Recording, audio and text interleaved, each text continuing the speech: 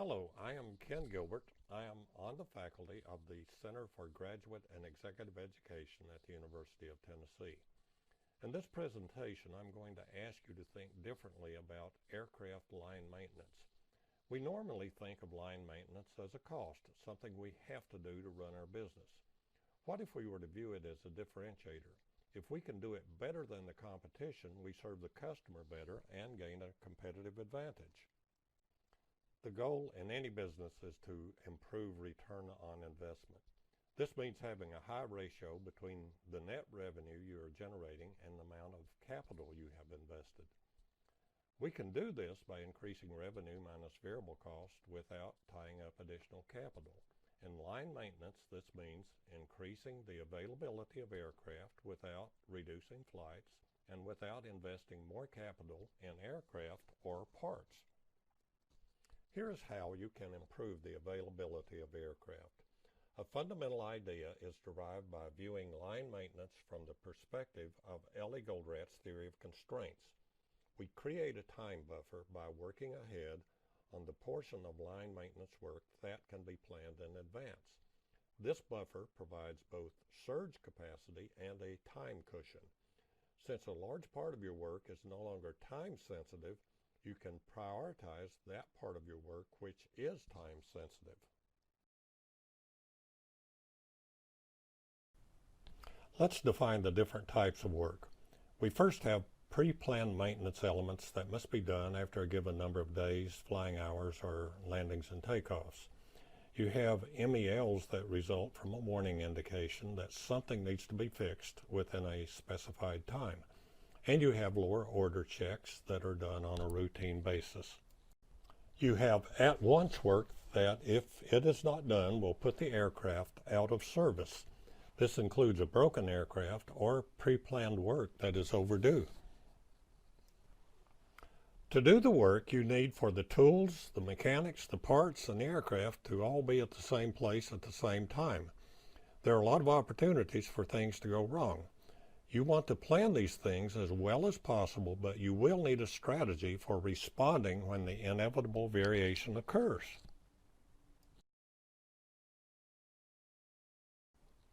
I'm going to describe two hypothetical airlines. The first, Commodore's Airlines, does not have a good strategy for dealing with variation.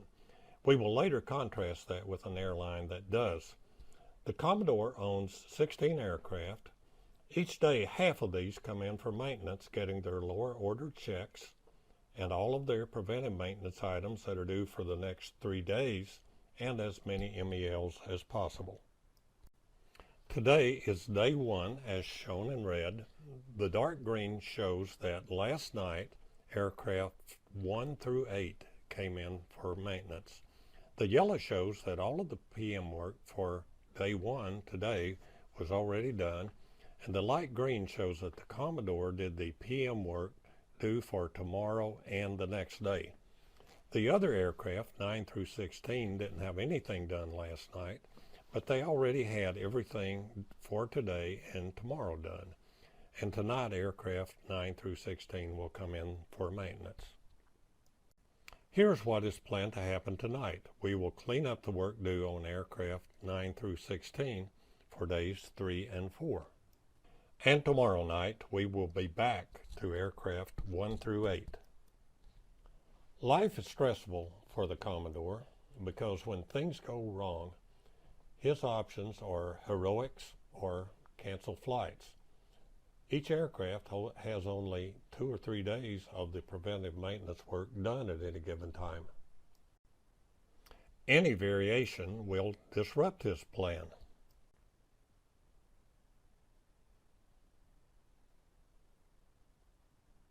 He has little surge capacity to do at-once work. And the pre-planned work has a short fuse before it turns into at-once work. Smokey's is the name of the other airline. Smokey has a plan for managing variation. He also has 16 aircraft, and he also does the routine checks every other day. Half of the aircraft come in one day, half the next. But for the other work, he bundles it differently from the Commodore. He does MELs for only 1/4 of the fleet, or 4 aircraft each day, and he does everything on the list of MELs. An aircraft comes in for MELs once every 4 days. He does PM items for only 1/8 of his fleet each day, and for those 2 aircraft, he does everything needed for the next 20 days. This is called deep cleaning.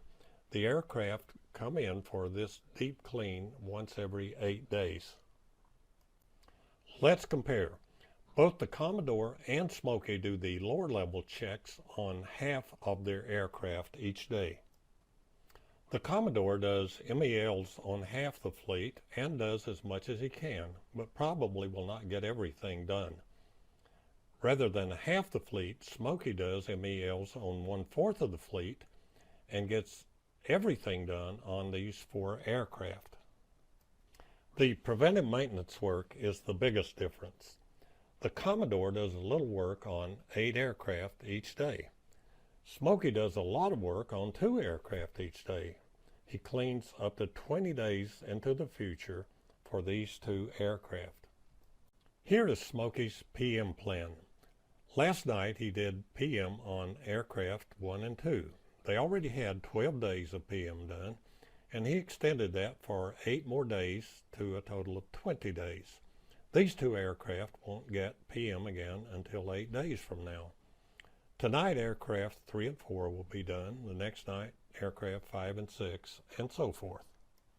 One advantage of this schedule is that after tonight, you have 8 days to plan for the next PM for aircraft 1 and 2. Another advantage is that each aircraft has at least 12 days buffer against variation. If for some reason you can't do it tonight, it can be done later. And if you have a broken aircraft, it's possible to defer some preventive maintenance work to provide the capacity to get the aircraft out of service work done now. So here are your priorities for allocating capacity to do the work needed.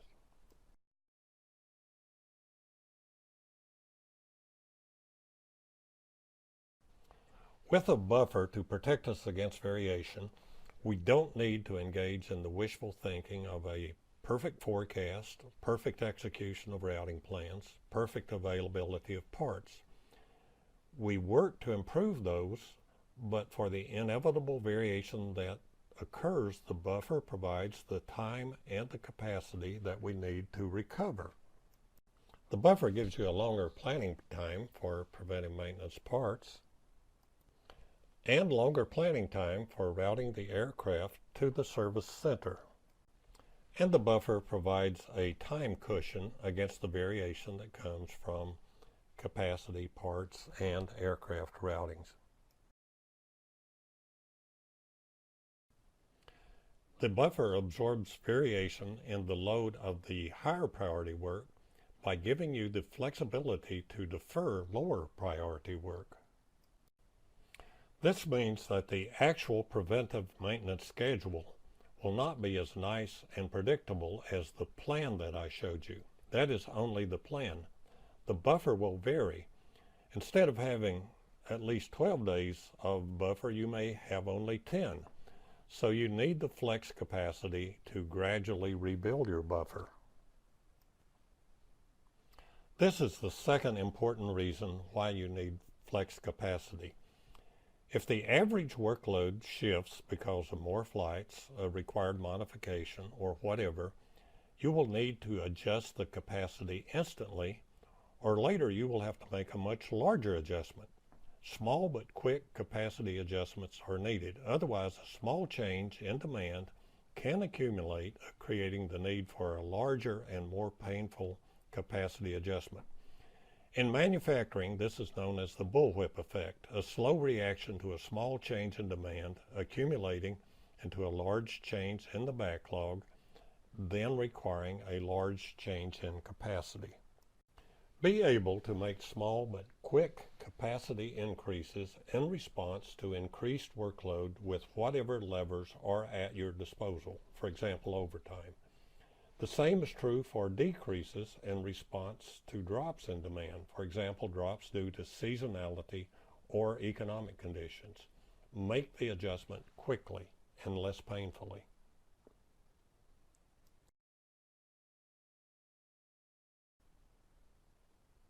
Let's talk about parts management. Here, the supply chain analytics of manufacturing will be important. You can get by with a smaller quantity of parts if you store them centrally, but have the ability to replenish individual service centers very quickly. For example, you may have a single spare of a particular part at a service center, but have the ability to replenish it in one day.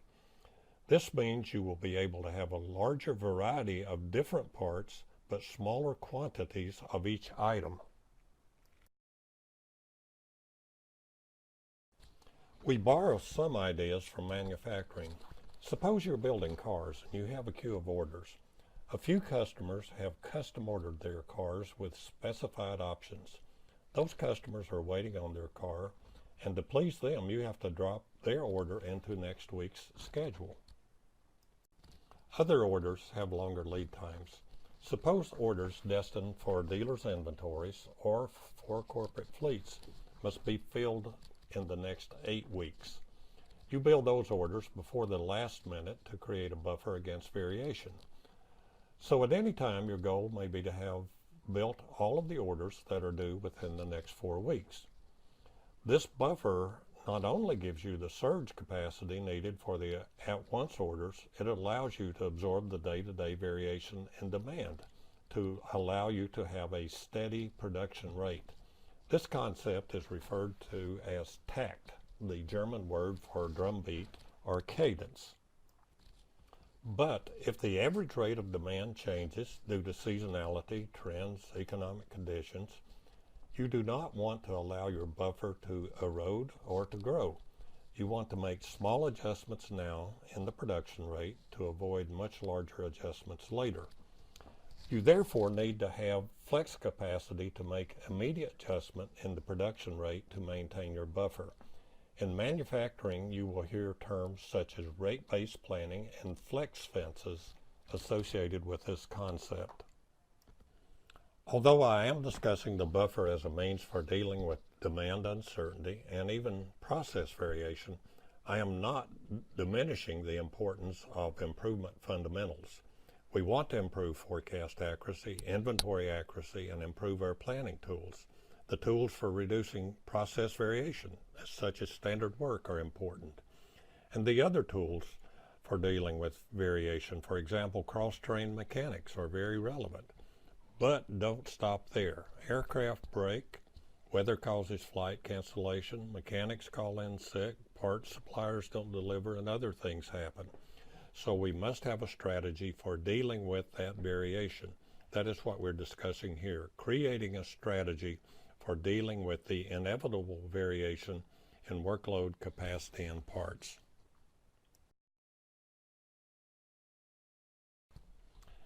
In aircraft line maintenance, you can create a buffer by doing the planned maintenance a little ahead of the expiration date. This allows you to reduce the number of aircraft that you work each day. It reduces multitasking. And for those aircraft you do planned maintenance farther into the future, the Realization Group and Delta Airlines refer to this concept as deep cleaning.